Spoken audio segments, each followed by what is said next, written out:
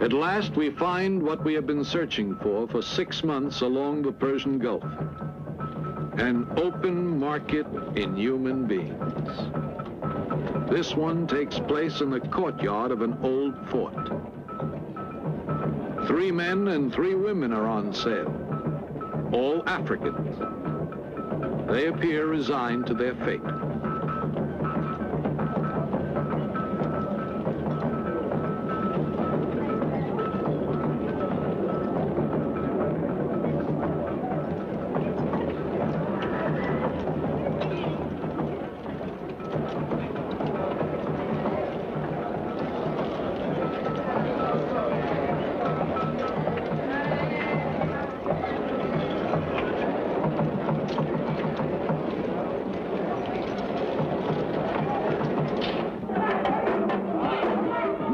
Slaves come from black Africa. They can also be procured on the Arabian Peninsula. Sometimes all you have to do is organize a party, the kind the British have called slaving parties. We hear about such a party in Qatar. There's music, dancing, laughter, the kind of entertainment that doesn't take place every day in the desert.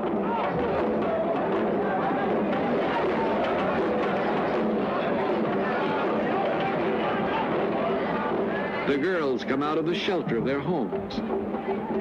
They arrive from nearby villages.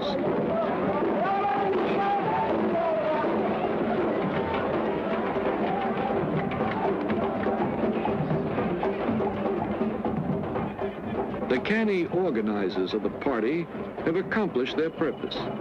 They can study the girls at their leisure, decide which ones they will try to buy from their fathers or their husbands, which ones they will have to kidnap. Slavery, we are told, has been abolished. In point of fact, it still survives. In a small villa on the outskirts of an African city on the Red Sea, he gathers the children of his prostitutes in what is officially called an orphanage. Actually, it is a training school for slaves. For the first few months, the mothers can visit their children. Then, the Greek takes over, rearing the children and training them until they are old enough to be of commercial interest to the traders of the Middle East. Prices vary according to age, color of skin, and the work the child is intended for. An attractive half-caste girl of 12 may be worth as much as $5,000.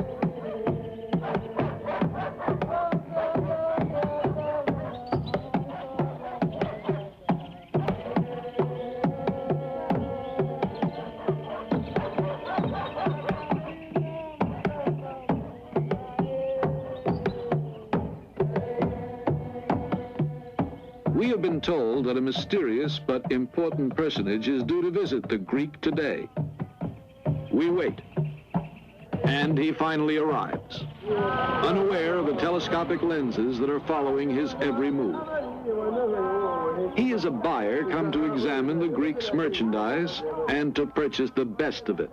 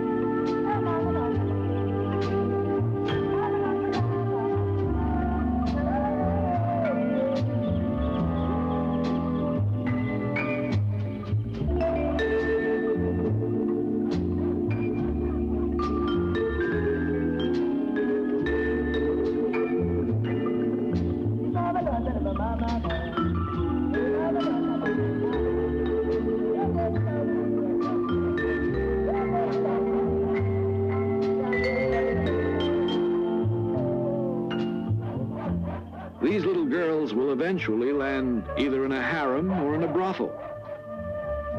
If they look happy at the prospect before them, it is because their training under the Greek has led them to expect a life of wealth and ease and love.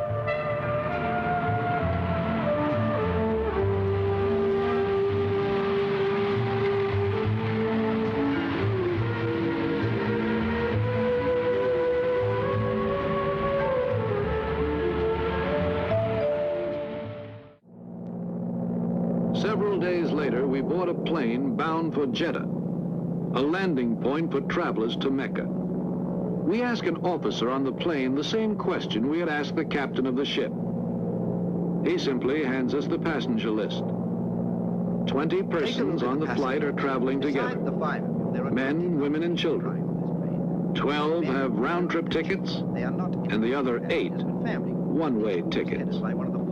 These 8 are in effect living traveler's checks that will be cashed in to pay the expenses of the return for the rest of the party. They are women, servants, and children whom the 4 Arabs will sell as slaves. Their destiny as human traveler's checks has been decided years ago, and now they are carrying out that destiny.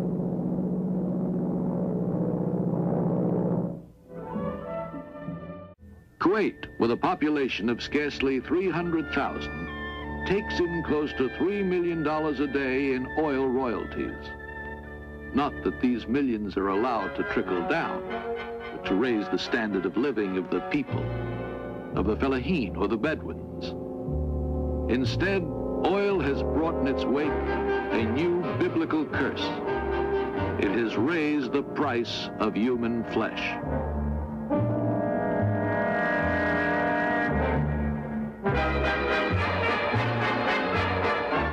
Storage tanks and pipelines add a new and modern decorative touch to the vast emptiness of the desert.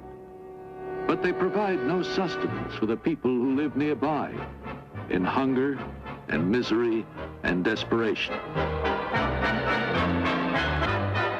Water is precious, and the camel is precious. And to give the camel a rest now and then, water is drawn by slaves. These girls, 10 to 12 years old, are blindfolded to keep from getting dizzy as they take turns with a camel.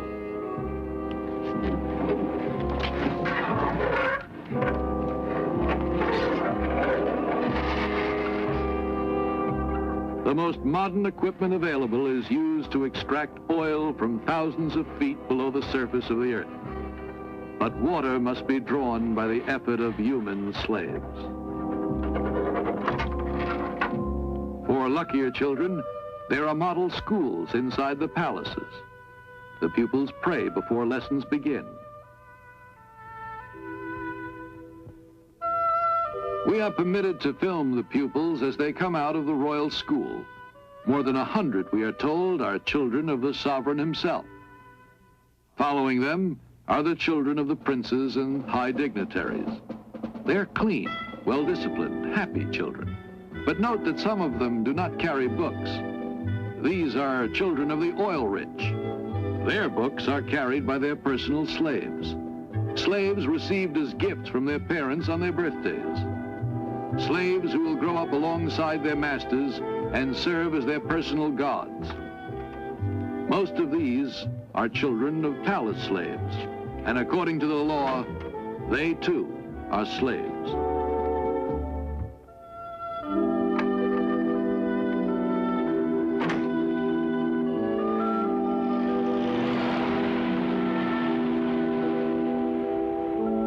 The oil millions turn into automobiles from Detroit, parking lots, and traffic cops who direct traffic straight toward the desert.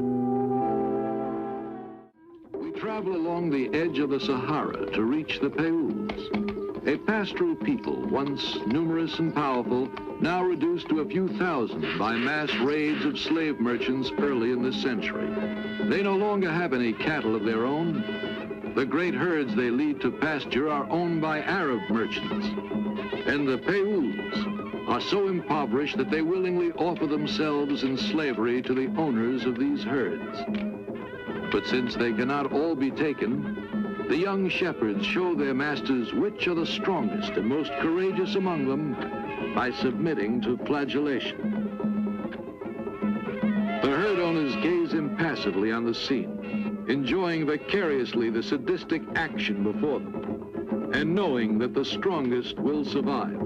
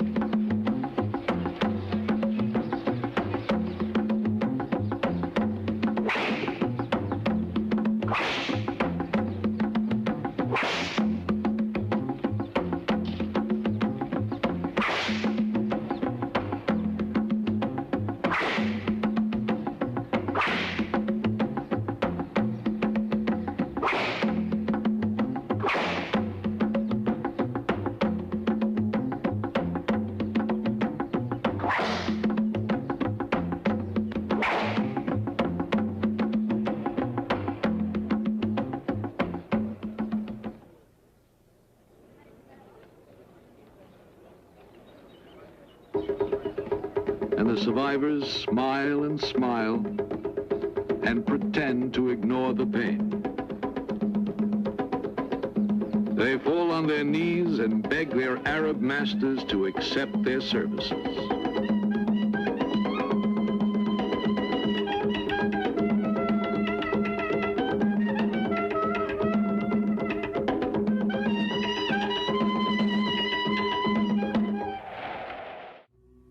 West to east, across the heart of Africa to Arabia. This is the great highway of slavery. Across these desert trails, we took our cameras for thousands of miles in search of secret caravans. The governments of the young African republics are doing everything in their power to wipe out the slave trade. Every day, military units on camels check the border zones. They pursue the caravans and examine the documents of the desert buses. Any of these may be engaged in the slave trade. On the border of Chad and the Sudan lies Fada, the base from which the camel patrols set out. Helicopters keep watch along the border. And we have been permitted to accompany the police on one such inspection. Yesterday, pilots spotted several caravans heading toward the wells of Kairouan, the only wells within a radius of 200 miles. All caravans leaving Chad to enter the Sudan must stop there to take on water after checking in at Fada. One caravan that suspiciously avoided Fada has moved into the throat of Kairouan, a bottleneck deep in the mountains of Enedi.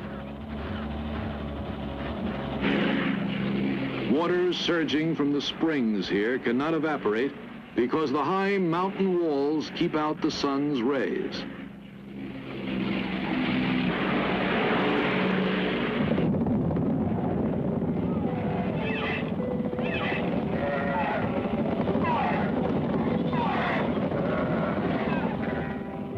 We reach our objective. There is no escape from the throat of Kairouan. It is a dead end.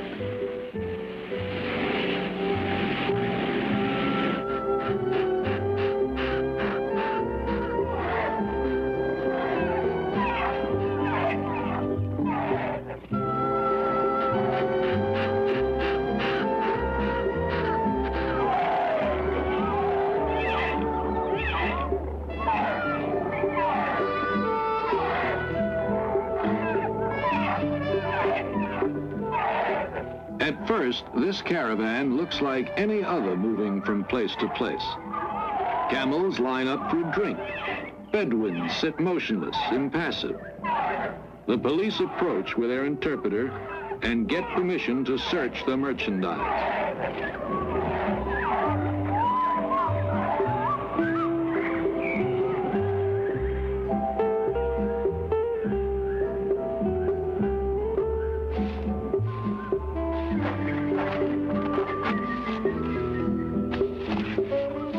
The interpreter notices an odd-shaped bundle with a canvas cover.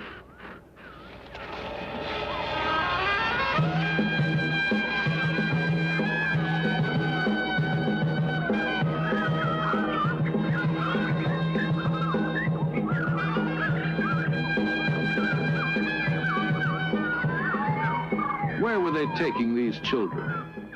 What market were they headed for? The slave dealers won't talk. The children don't know. So the police are unable to find out, and they lose a possible chance of closing off one more market in human beings. A government official gives us an interview on the subject of slavery.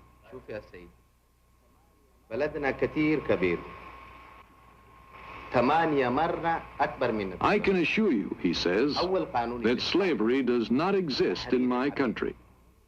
The first official act of my government when it came into power was to draw up stringent laws against slavery. But our country is large, very large. Look at the extent of our borders. Our army and our police do everything in their power to patrol them. But it does happen that the law is violated on occasion. Can you tell me of a single country in the world in which the law is never violated?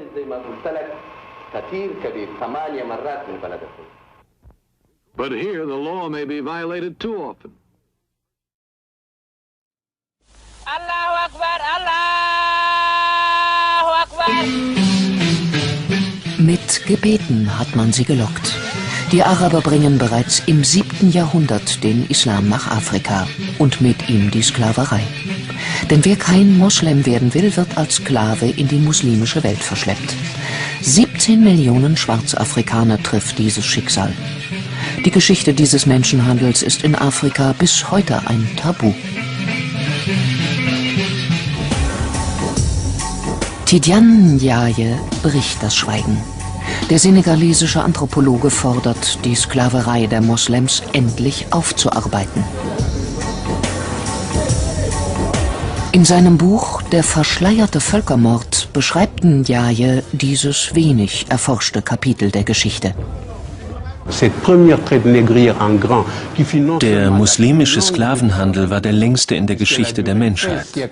Er währte 13 Jahrhunderte und hatte viel mehr Opfer als der Sklavenhandel nach Amerika, der 400 Jahre dauerte.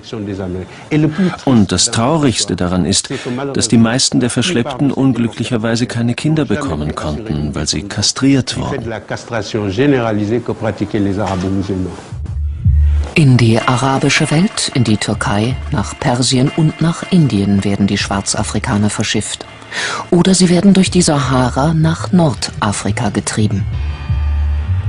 Viele sterben schon bei den Überfällen auf die Dörfer, viele an den Strapazen des Transports.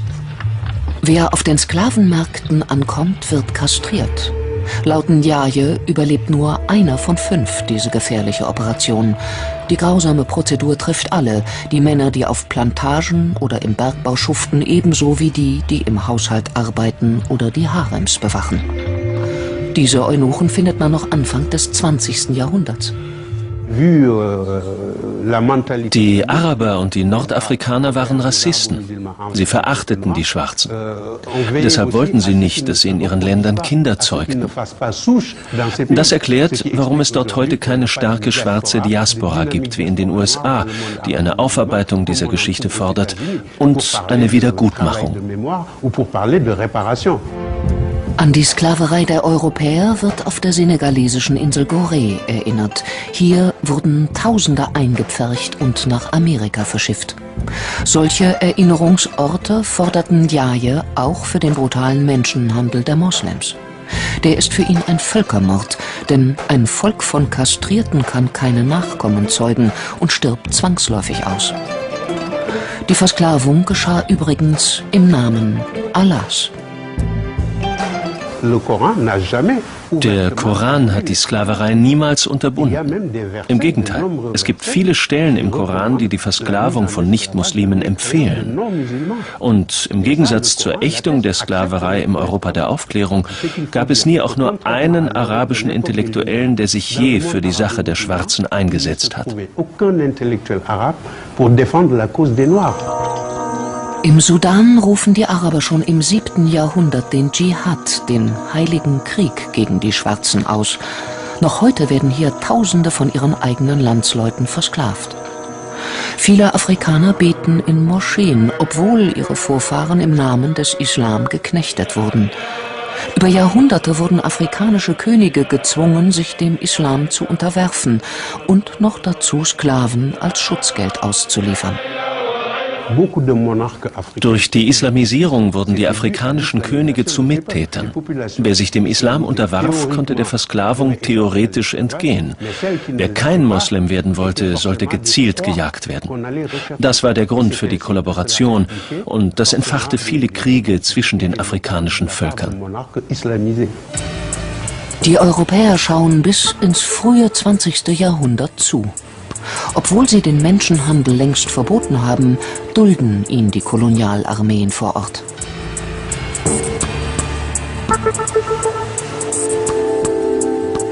Ein Zentrum des schmutzigen Geschäfts ist die ostafrikanische Insel Sansibar. Hier landen die Menschen nach dem Verbot der Sklaverei in unterirdischen Verliesen. Den berüchtigten Tipu-Tip macht der Menschenhandel zum zweitreichsten Mann Sansibars. Noch nach 1920 schuften Sklaven auf den Plantagen der Insel. 13 Jahrhunderte Sklaverei aufarbeiten. Dafür gibt es offenbar weder in Afrika noch in der islamischen Welt Bereitschaft. Es gibt eine Solidarität zwischen den Afrikanern und den Arabern wegen der gemeinsamen Religion, dem Islam. Man zieht es vor, über diese schmerzhafte Geschichte nicht zu sprechen. Man richtet die Aufmerksamkeit lieber auf die Schuldigen, die alle schon kennen, die Europäer und die Amerikaner. Tidiane Ndiaye will das nicht hinnehmen. Weder als Intellektueller noch als Enkel eines senegalesischen Königs. Und auch nicht als Moslem. Christian boys kidnapped from the villages are confined to an Islamic school where they are made to study the Arabic language and memorize the entire Quran. Rising for prayers before dawn and studying until the late hours of the night, they are indoctrinated into the strict teachings of the Islamic faith. Those who refuse to cooperate are beaten and chained until they improve their studies. They must give up playing. Playing is harmful. It doesn't allow them time to study. Anyone who misbehaves, he's whipped so that he doesn't play anymore. When his colleagues see him being whipped, he will stop playing and become afraid. The Quran is difficult. If they do not work hard, they will not be able to memorize it all. A lot of the footage that we have received from these nations, some in Sudan, show young boys being beaten, show them chained, walking down these dusty paths around the school compound with chains. In one school, they have to write on a small board that they carry with them Quranic verses and then wash this board and drink the water. And their teachers tell them that drinking this water causes them or helps them to memorize this faster. Young girls have also been kidnapped and sold as concubines or given over to the sexual pleasures of the Islamic soldiers. Girls as young as 9 have been repeatedly violated. Tens of thousands of children have disappeared, hidden away by radical Muslims seeking to create a new generation void of any Christian faith. Christian men who refuse to submit to the Islamic movement have been imprisoned, beaten, and oftentimes mutilated. Others have been hung, nailed to trees, or drowned in the River Nile. I must admit that I too, among hundreds of millions of educated people, was under the impression that the African slave trade was the sole responsibility of the Christian Europeans, the white race. That is, until I started exploring the subject in greater depth, and especially after reading an incredibly enlightening book called The Legacy of Arab Islam in Africa by John Alambila Azuma. My whole perspective and understanding has changed dramatically, and I would like you to tell us more about this subject. The success of Muhammadan Islam in deceiving, misinforming, deforming, and contorting both history and reality over a period of almost 1400 years has been astounding. That is, until now. The greatest tragedy about this particular subject is that most of the descendants of African slavery, the black people in the Americas, around the world, as well as among the African blacks, are totally ignorant of the actual facts. Before we lose the concentration of our listeners, I would like to make the following statement and then prove it. That the worst, most inhumane and most diabolical institution of the black African slave trade was initiated, refined, perpetrated, and implemented by the Mohammedan Arabs and later aided and abetted by the black converts to Mohammedan Islam. I predict that, as usual, the two subcultures, those of denial of facts and of political correctness, will attack us without once disproving a single statement and or conclusion that we make.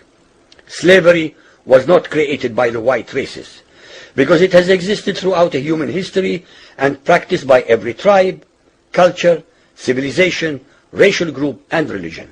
In fact, the very word slavery has its root in the name Slav, based upon the Slavic peoples of Europe who were subjugated by other Europeans. It is not common knowledge that the Arabic word abd is synonymous with the meaning of slave.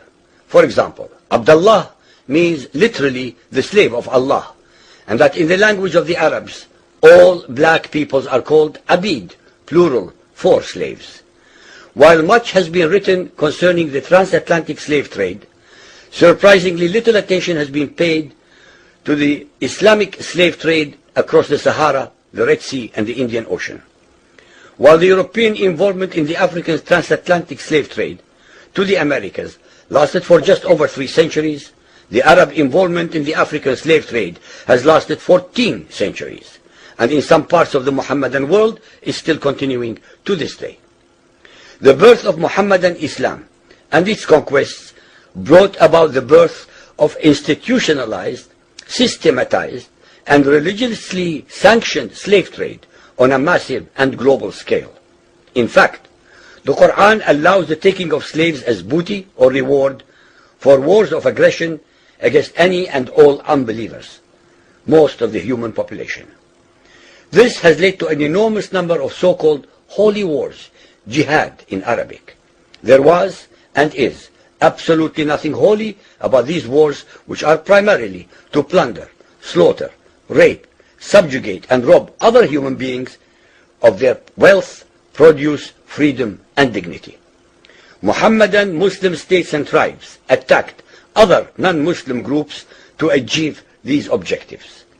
Although Islamic jurisprudence laid down regulations for the treatment of slaves, however, incredible and heinous abuses have occurred throughout the history of Mohammedan Islam.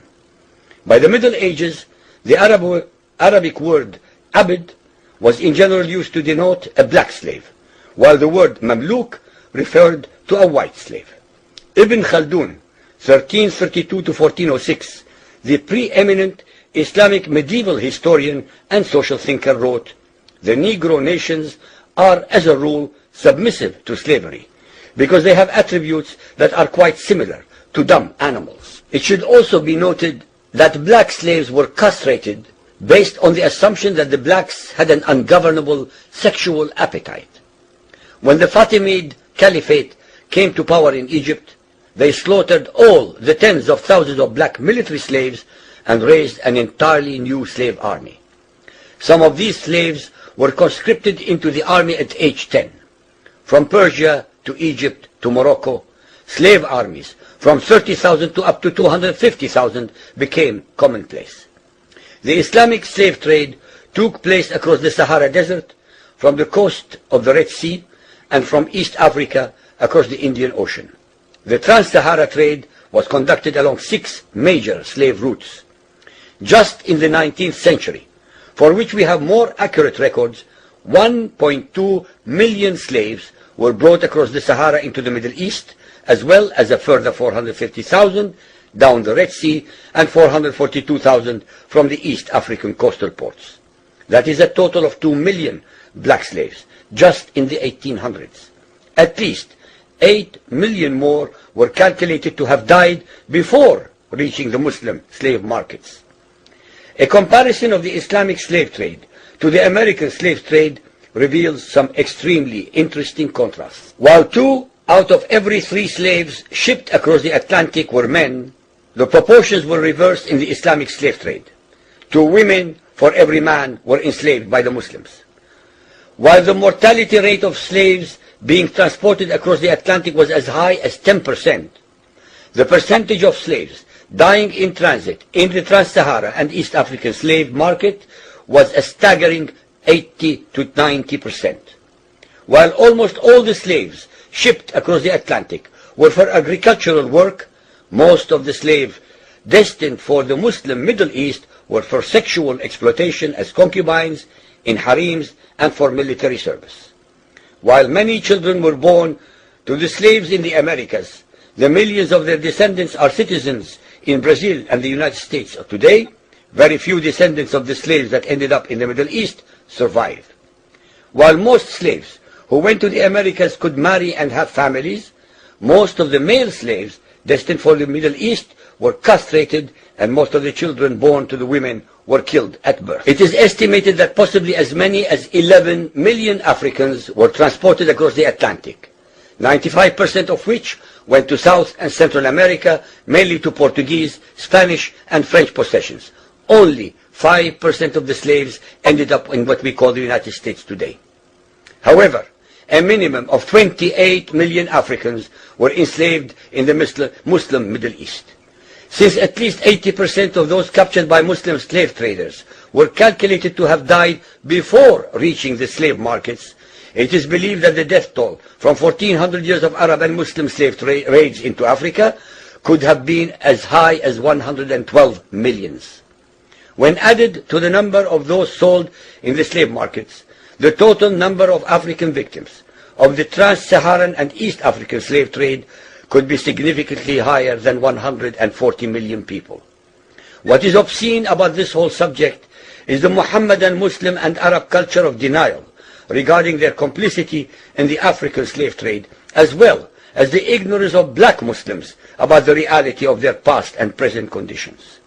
The statistics and reports above are based upon the logbooks kept at the African slave ports, ship logs, travelers' reports, eyewitness accounts, etc. Ladies and gentlemen, the facts and reality of Muhammadan Islam's complicity in the slave trade and their inhuman depravity are infinitely more devastating, more staggering, and more incomprehensible than all the nightmare fictions in the world.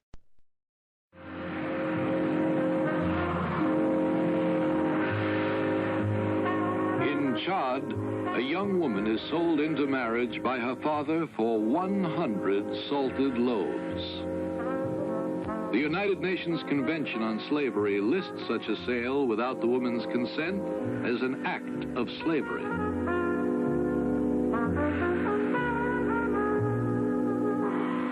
In the Volta Republic, 4 women may be worth a horse with harness. But they must be young, beautiful, and well-dressed.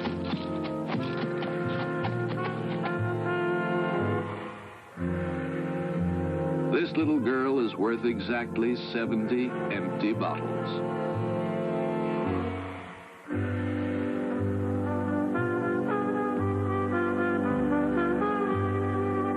Even if she could read the United Nations Convention, it would hardly be of any help to her. Nor would its provisions against mutilating, branding, or otherwise marking a slave help this woman, dressed in rags, who totters along with her ankles in chains among the crowds in a large city. This is Porto Novo, capital of Dahomey. We are going to a fishing village on the lagoon of Cotonou in Dahomey. This lagoon has a lovely fairy tale look, and its inhabitants contribute to the fairy tale quality as they gracefully toss their fishing nets onto the waters. But there is nothing of the fairy tale about the harsh struggle for existence of the people of this village, who live exclusively on the fish they are able to catch in the waters that surround their stilt-propped homes.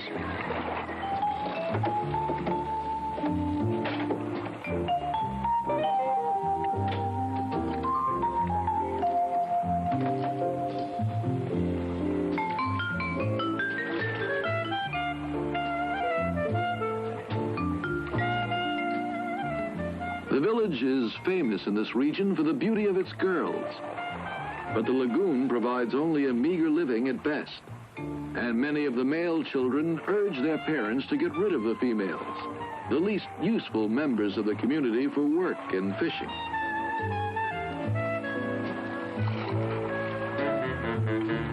Whenever one of the girls disappears, they say that the crocodiles have kidnapped her.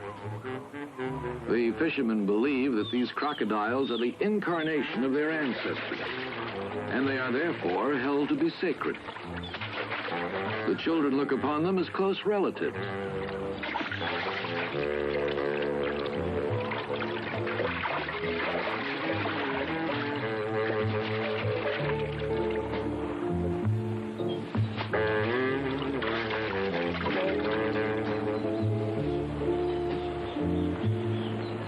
A girl has disappeared.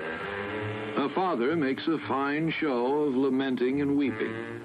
But if ever the expression has had a true meaning, these are crocodile tears. Actually, the girl has not been a victim of the crocodiles. Her father has simply sold her to a slave dealer. Where do these girls end up? Sometimes they are bought by men from nearby villages and become part of the material wealth of the new tribes. But more often, they are spirited away to the Arabian Peninsula to become concubines in the harems of the desert princes. 2 cameras are hidden at a safe distance. A microphone is buried out of sight. Above all, we bring money.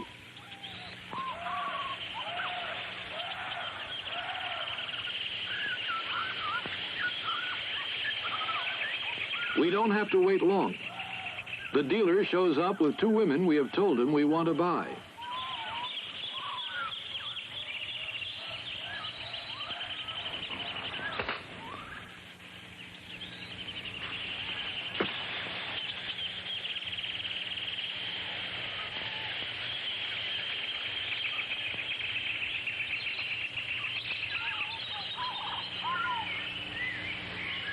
How do you do? Not much, not too much. How do you do? Fine. What is the name of this one? This is Margaret, and this is Mary. 300 pounds, 300 pounds. Can you see? Fine. The experiment has succeeded. We set our slaves free, seek a new master, if they are to survive.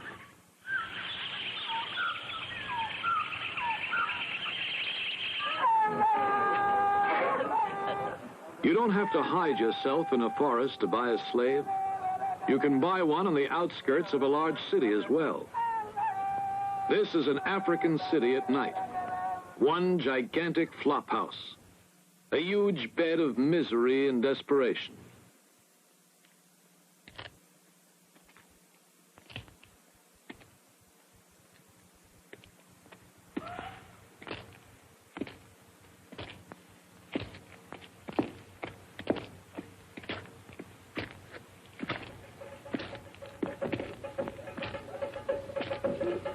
We have been told of a house that sells its merchandise to the biggest traders in Eastern Africa. Our informant leads us there through narrow streets and back alleys.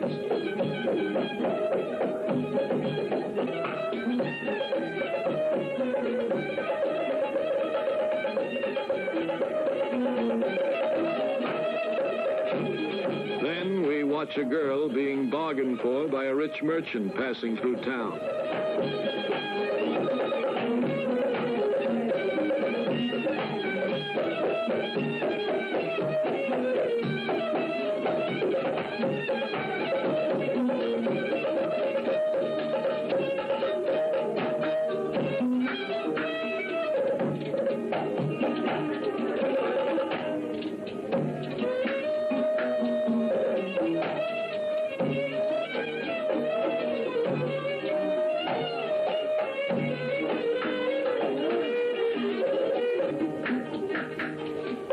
This is indeed a trap, but hardly a tourist trap.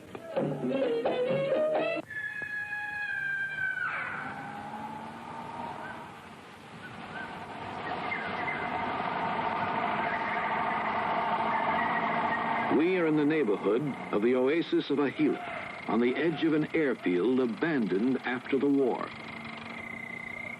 An old plane lands, and simultaneously a truck emerges from the darkness.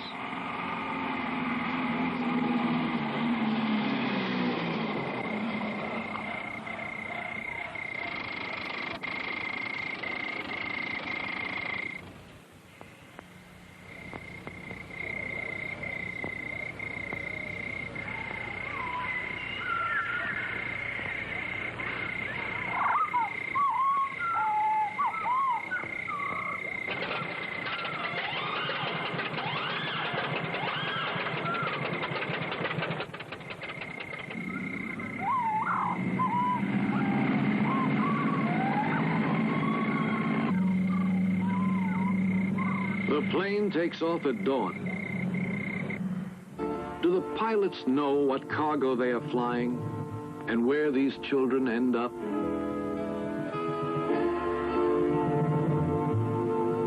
We find our answer. Great opportunity for the slave traders lies in the pilgrimage to Mecca. Mecca is the heart of Islam, and Islam is the third religion in the world.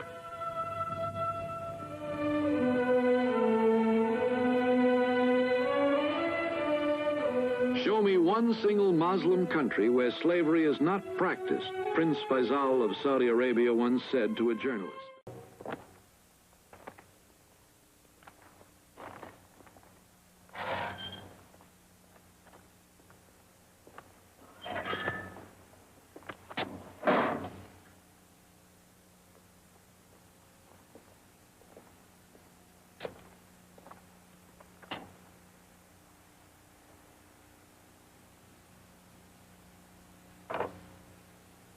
We are sorry to have to drag the United Nations into it again, but there is something we must add.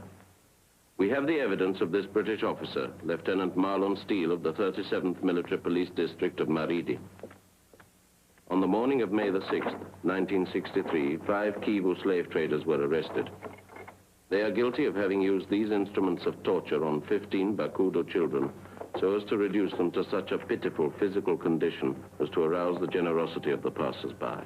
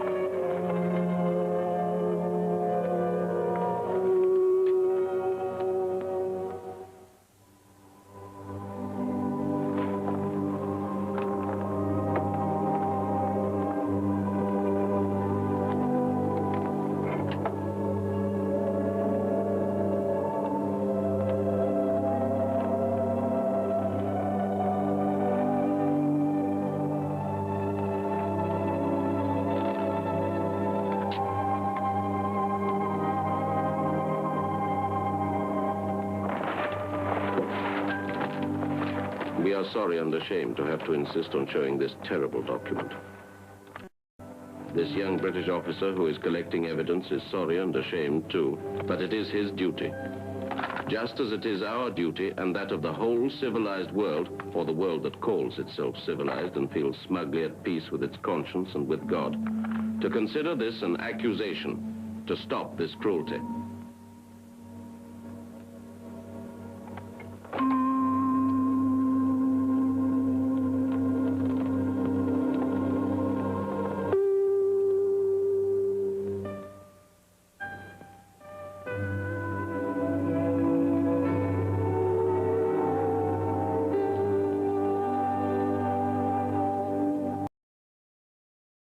A poor neighbourhood of Mauritania's capital, Nouakchott. Habi and her son don't have much, but even so, it's a lot more than they used to have when Habi was a slave to an Arab family. 2 years ago, an organisation campaigning against slavery rescued her from her former masters. In the beginning it was very difficult for me. It was very difficult to leave my masters because I thought there weren't any other options. I just couldn't imagine I'd be able to live without them. Biram Ould Abaid works for the NGO in question, SOS Slaves. He says it's freed more than 50 slaves over the past 2 years, but that there are thousands more still out there. The slaves are mainly from the ethnic community known as the Haratine, a group oppressed for 800 years in the region. So long that slaves too often simply accept their fate as an inferior caste.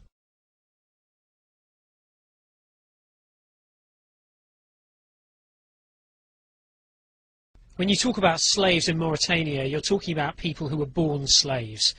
That means who work with no salary, who have no rights with their children, no right to education, and if it's a woman, she must sleep with her masters at their will.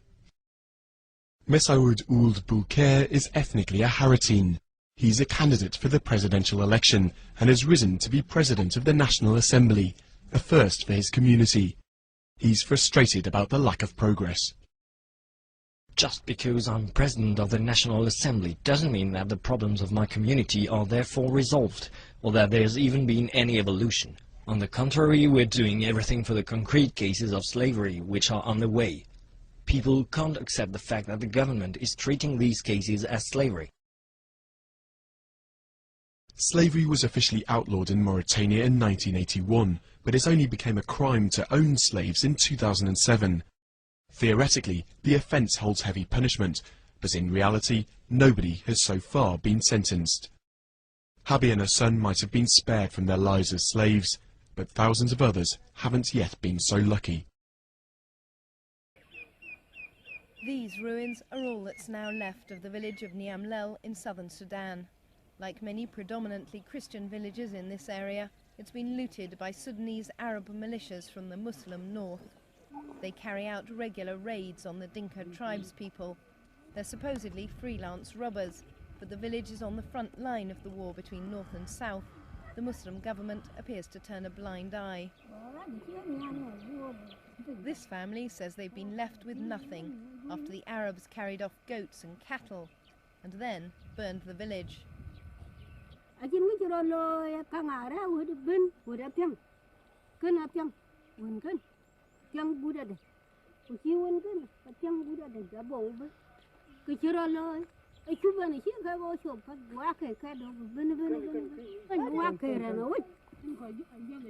Up to 300 villagers were killed, mostly men. Then the women and children were rounded up. The Arabs captured Abuk Maru, along with dozens of others. She believes they intended to sell her in the north as a slave, but let her go when they discovered she was blind.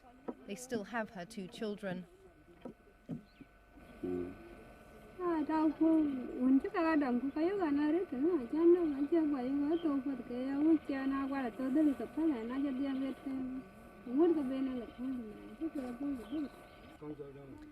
Akai Barjok was captured in the same raid along with her 3 children.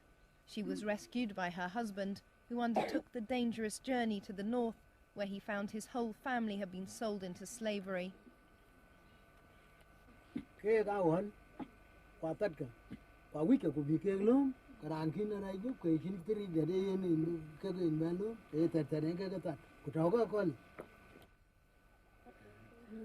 Apin Akot paid around £100 a head for his family's freedom.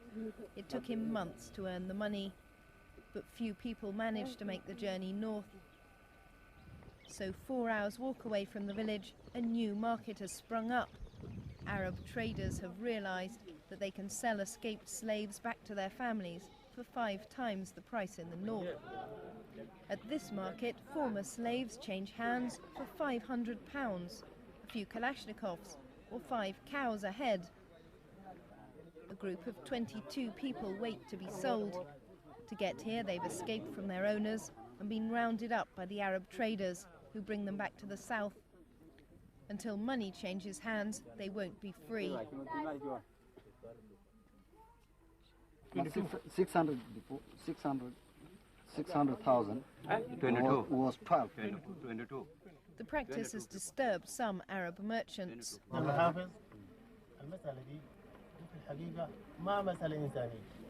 الزول اللي بيخش في مسألة زي ده شبه ما فاهم أو ما بيعرف الحياة. إذا كان بيعرف الحياة ما بيخش في مشكلة زي.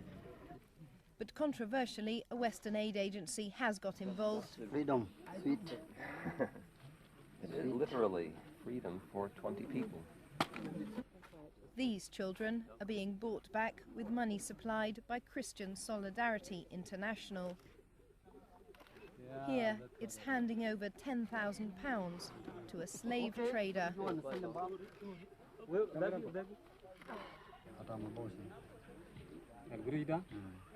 نشتغل معيشة بس ناكل ونشرب. ولا بتاع برد. ده؟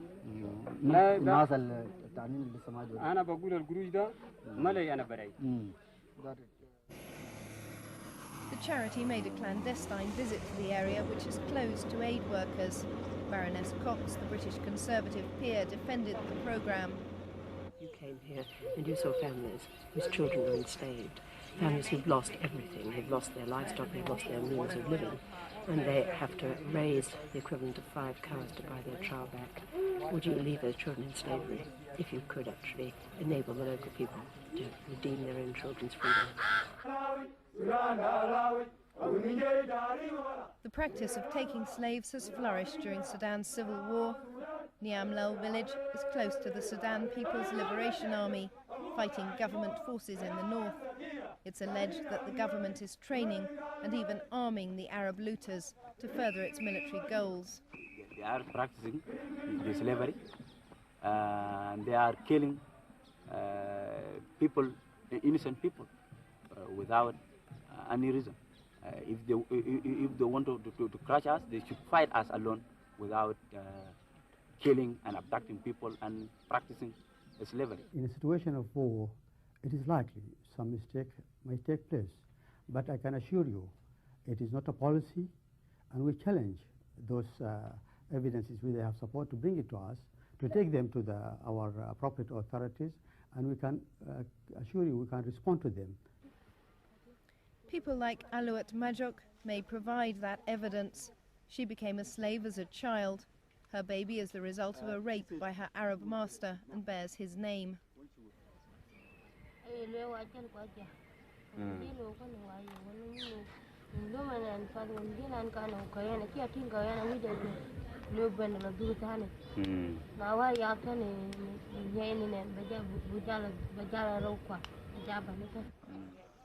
Sudan has been at war for over 15 years. It's left its mark on almost every aspect of life. International slavery was abolished 100 years ago, but in Sudan no one seems to have noticed its passing.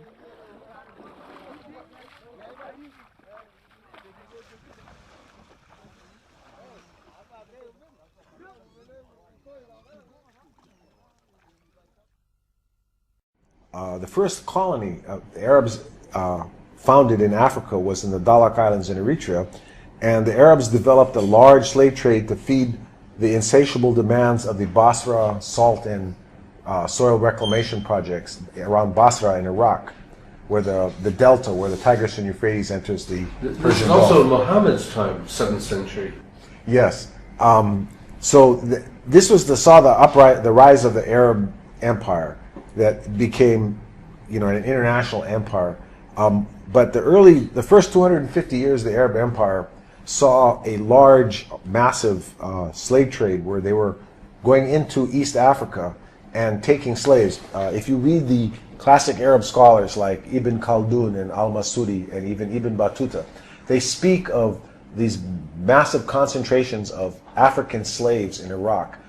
They were called the Zanj, as in Zanzibar or in Tanzania. The Arab word for Africans was Zanj, Z-A-N-J.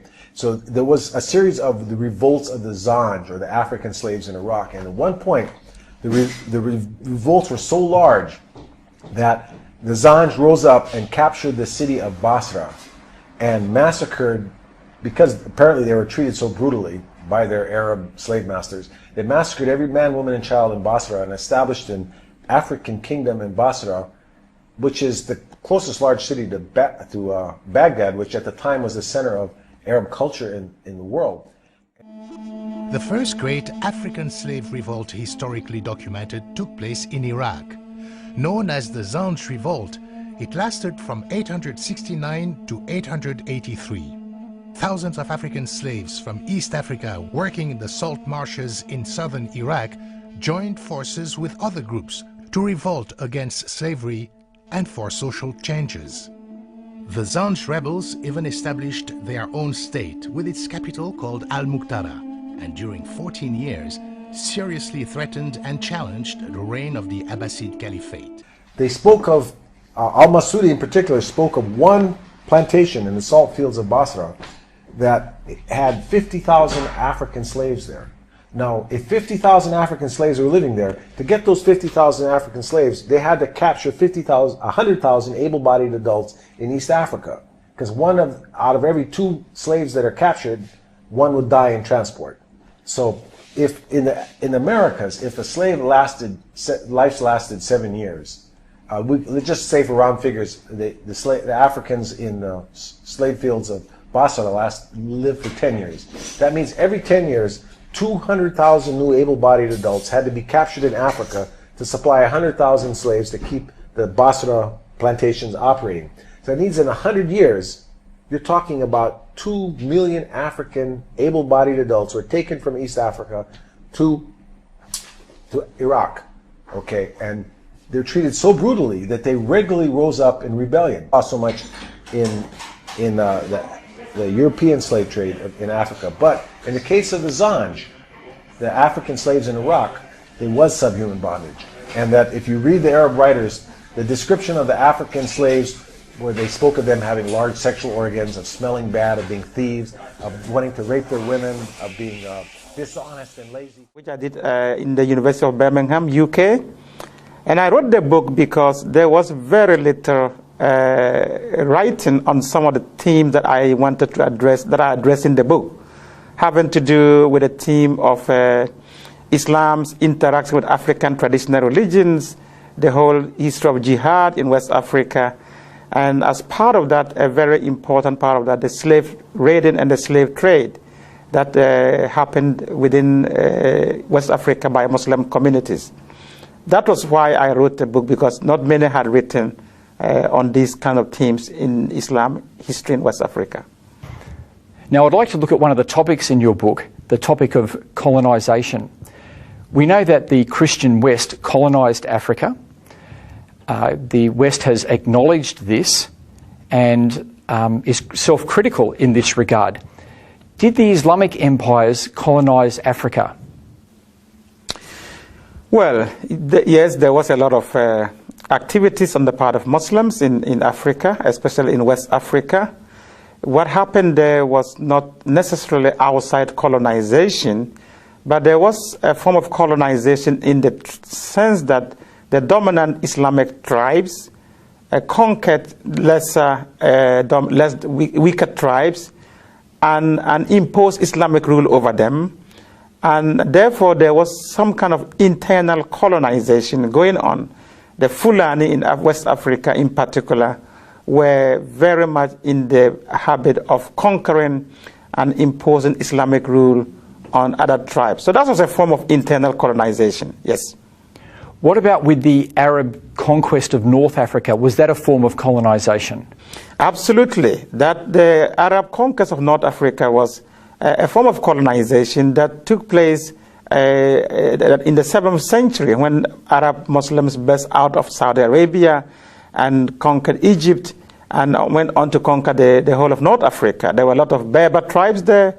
The Egyptian Copts were the original indigenous of the land, as well as the Berbers. And they were all conquered and Islamized and Arabized. That was also a form of colonization, definitely. Now, do Muslims today acknowledge this? Are they self-critical about this?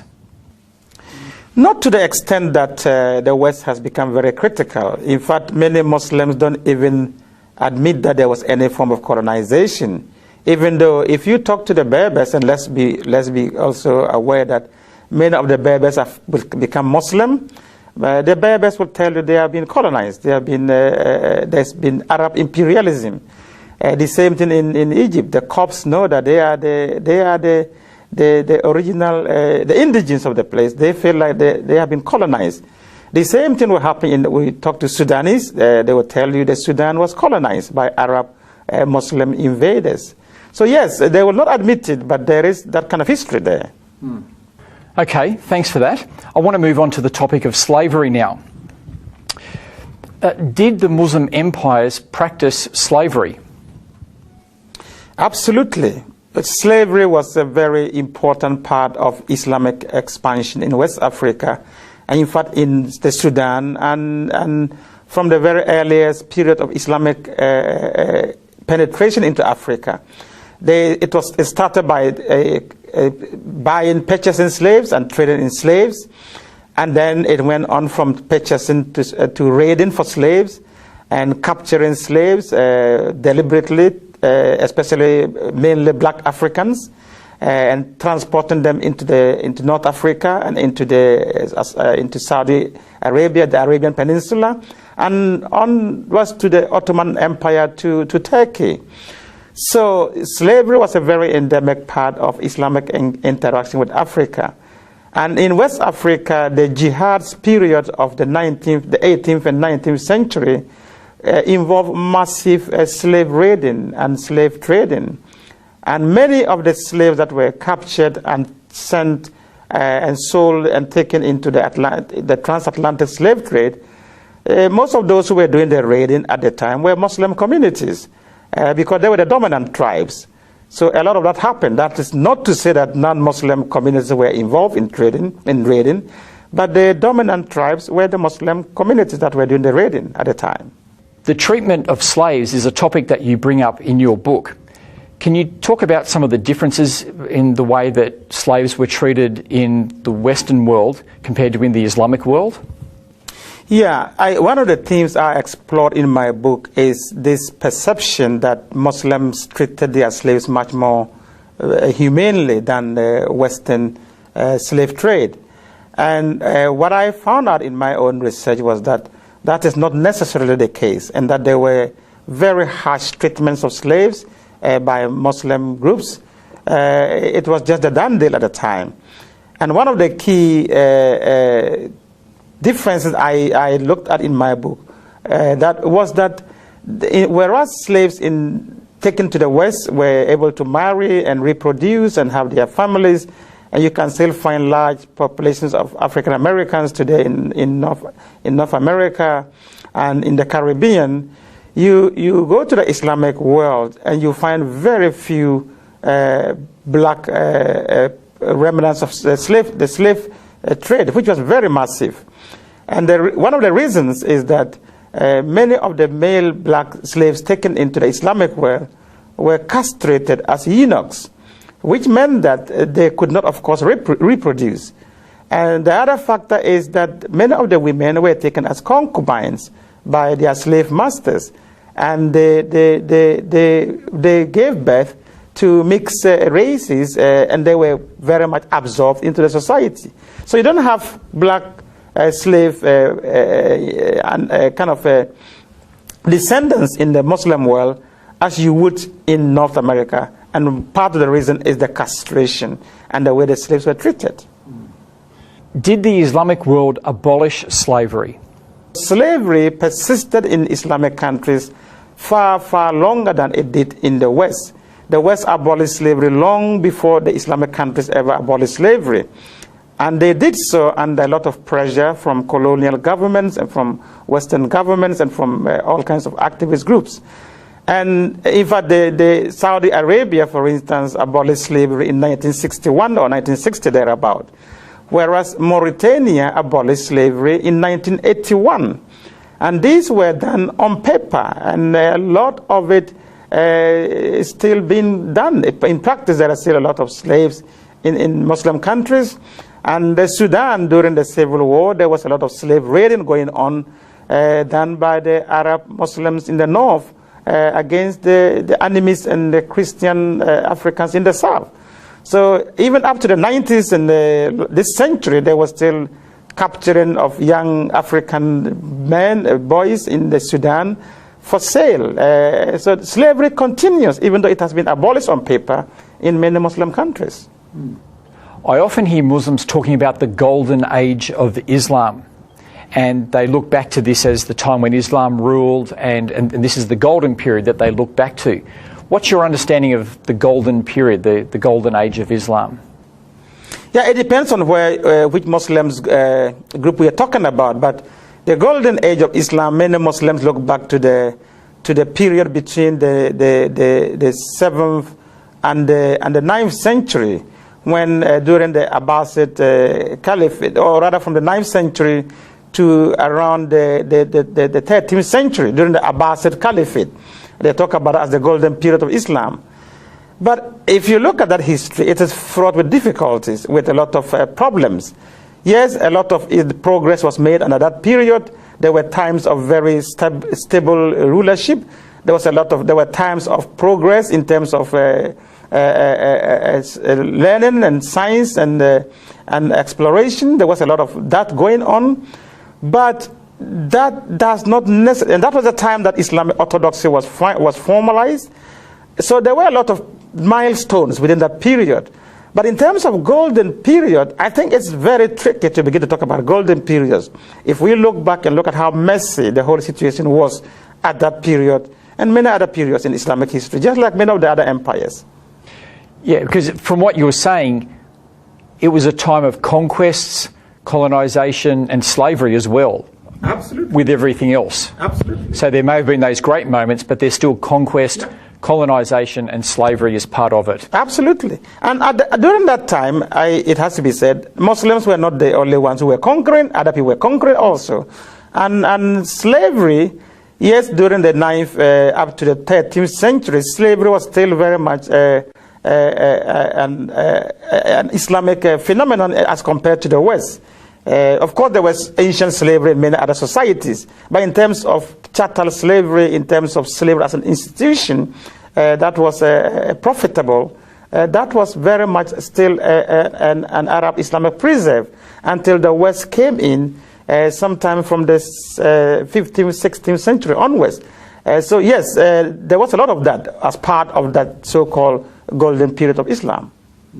Now, discussing these ideas in our universities is not always an easy thing to do. In your book, you write, hence, in the study of Islam in the West, the dominant convention is that a critical approach is reserved for the Christian past, but forbidden for the Muslim past. The net result is a romantic picture of the history of Islam, avoiding and sometimes denying such issues as the jihadist slaughter and mass enslavement of traditional African believers. Can you just talk to us a bit about your experience as an African in the Western universities talking about these issues? Yeah, that is actually a very important question. I, as an African who embarked on the study of Islam in Africa, was very frustrated that, especially back in the 90s when I was doing my studies, that Western academics were shying away, almost self-censoring on these difficult themes of jihad, of the violence associated with jihad, and the slave raiding and slave trade that was very massively undertaken by Muslim societies in Africa. And some only noted in a footnote, and we don't want to discuss it. And that was very frustrating. Meanwhile, they will go at length and talk freely and openly about the Western transatlantic dimension of slave trade. And so for me, this painting of a very romantic picture of the Islamic past in Africa was hindering interfaith dialogue and dialogue between Muslims and Christians in particular. And especially in a situation where the radical Muslim groups were laying claim to these histories, these romanticized histories that was written mainly by Western scholars, that they had a golden age of Islam in Africa that they want to return to. Unfortunately, Many of the groups that we have today that are ideological Muslim radical groups, and even Boko Haram in Nigeria, are laying claim to some of these romanticized histories that has been contributed to by Western scholarship and academia on the west of Islam in Africa. And this is what I was trying to challenge and to raise questions about, that we have to paint a more realistic history of the past.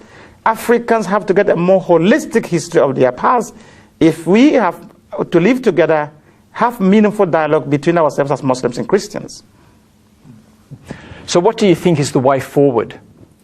Yeah, as I explored in my book, the reason why I wrote this book was not to be polemical against Islam or anything of that sort. It was simply to say to African Muslims, my co-Africans, fellow Africans, that look, both on the Islamic and Christian fronts and on the past, we have difficult histories with the way these traditions interact with Africa. So we need to take both histories critically. We need to study the histories critically, instead of denial and romanticizing one history. Because when we do that, we are not going to, unless we understand our past very clearly and honestly, we cannot move forward with any sense of integrity and mutual respect. So the whole idea is, how do we move forward? Let's have a much more critical discourse of our past, and then we can move forward with meaningful futures together. That's the only way to move forward in this. Thank you very much for talking with us today. Thank you.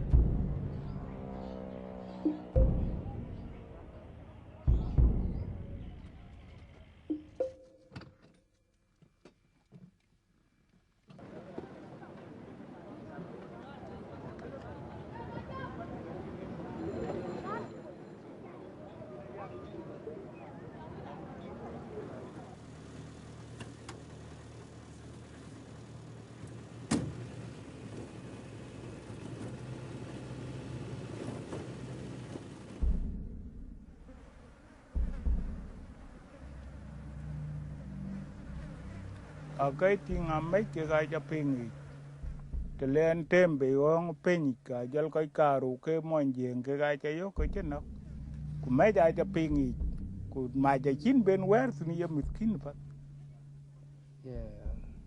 ku nian dele ku beki anakit pat dan chin no ka chin tangi je to ko ong chin nyai a wor wel pat wong chi de no ne chi kwa de ten qua the chín ngạc kiến nằm ya ai chích nhai.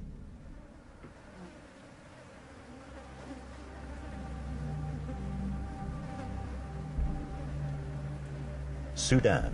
Since 1952, this enormous African country has been struck by a civil war between the north and the south. One of the horrible consequences of this war is the revival of slavery. Mình kaka chỉ là biểu á, cả là yêu á gì, cái cả đọc á, cái này lúc yêu bài của chúng ta như thế thì cả rồi chỉ là uy, phải chỉ tiền uy, cái cả bên này yêu quyết tục rồi nè, chỉ giá lôi cả nó khâu phát cái quên giá lên tiền cái là khâu, cái quên cái chỉ tiền của ra, giá lô là đắt pin, cái chính ta bên yêu, gối đầm mình cái đó, đầm có, cái đầm chạc tiền có. Các bạn phải do cái nóc, bây giờ là cái lúc vượt, le wengo wale wengali kule le ngulo dongi ba wale na ndala da le kala na liwi ni mai yu nya papa le vivi guda tapi guda jeng ka gwa kala wo te ulang na chim ye tinya an jala bala po pe ben a po kai le tingri do ba bo le yin ka na ke mu yu kai ko ga le mu yin ko ke tu mre ne la ko gwa to de.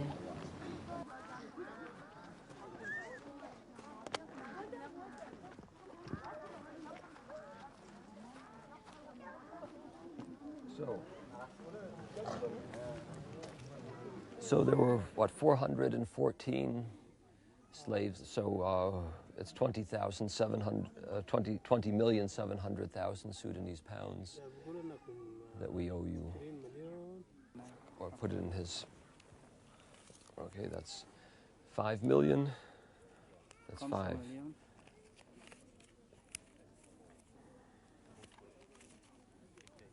That's 6 million. 6 million. 13 million. 13 million. Yeah, we are here and you have come back because there are many people around the world who've heard about the suffering of the slaves in Sudan. I can only name a few, but I think of Bishop Caesar Matsalari and Bishop Makram Ghazis.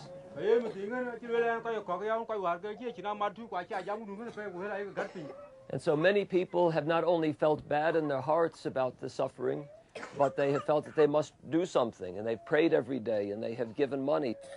So now you're free to go back to your villages, to find your mothers and fathers and your husbands and your relatives and neighbors, and we wish God's blessing upon you and hope that you can live in peace and security from this day onward. The American John Eibner, who represents CSI, the Swiss organization Christian Solidarity International, travels about 6 times a year to South Sudan. During his visits, he buys back the freedom of women and children that have been enslaved. This is the wife of his brother, and this is his daughter. Ah, his daughter. And were they taken at the same time? One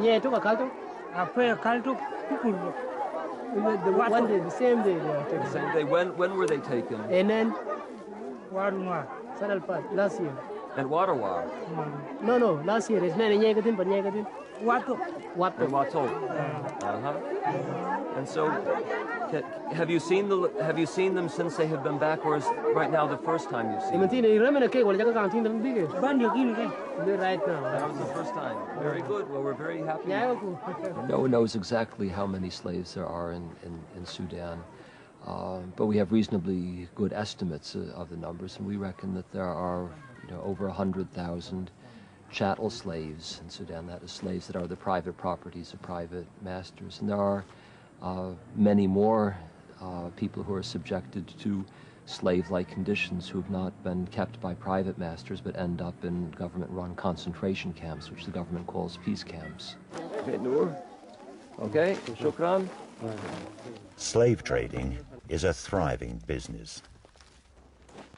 Northern militias are raiding villages in the south for slaves, which they then take back to the north. They keep them in their households or sell them to other masters. A few Arabs in the north, so-called retrievers, are tracing the slaves and buying them. They then bring them back to the south, where these retrievers present the slaves to John Eibner, who is buying their freedom.